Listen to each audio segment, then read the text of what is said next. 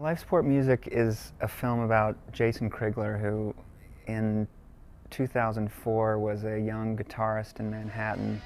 His wife was pregnant, his career was really blossoming, and then in August he had a brain hemorrhage on stage during a concert and was rushed off to the hospital. And the prognosis was extremely dire. He said if he makes it through the night, there won't be much left of him.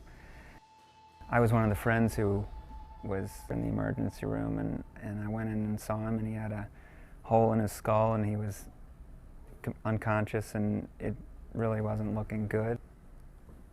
So the film really begins there and follows what turned out to be his really kind of unbelievable recovery back into his life. At the beginning it was depressing filming Jason, because there was this very palpable sense of something is missing. This is not the person that I used to know. Where is that person? Is this as far as he's going to come?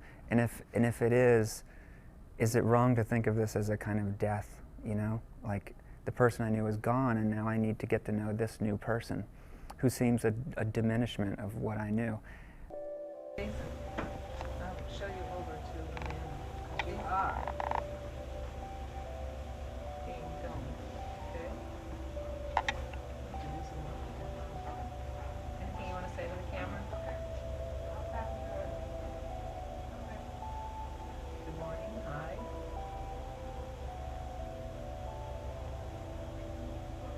His family didn't hold that view. They felt like he's in there fully and he's coming back and he will be himself again. And I was a bit skeptical, as I talk about in the film, but I did feel like I was watching him slowly become himself again.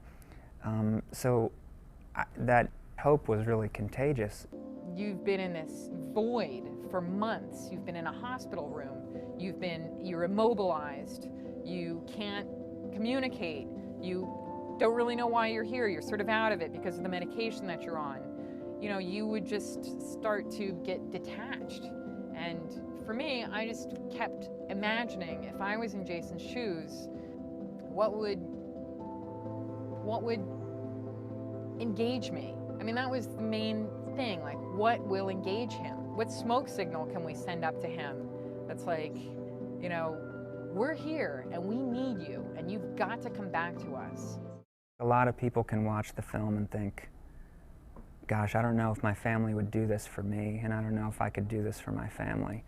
And there can be a little bit of a sad reaction to the film in that sense, because you almost know that your family might not be able to step up like that. But while it may look like they were this extraordinarily unified family when this happened, that really wasn't the case. These are extraordinary people whose just amazing actions were manifest by this problem. And so they really hope that the film is an example of what's possible, not really what anyone lacks. I remember thinking it was unbelievable what Monica was doing. Yay! It's a baby. It's a beautiful we had a baby.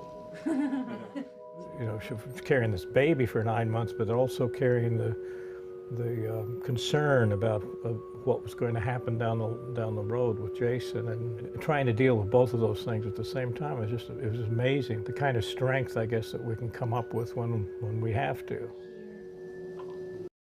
On the medical side, it's absolutely right that every brain injury is different, and they were told that from the beginning, that, you know, there aren't a lot of models we can look at, because every injury happens in a different place, everyone's at a different age, different health. So everyone who has a brain injury is not going to recover to the degree that Jason did.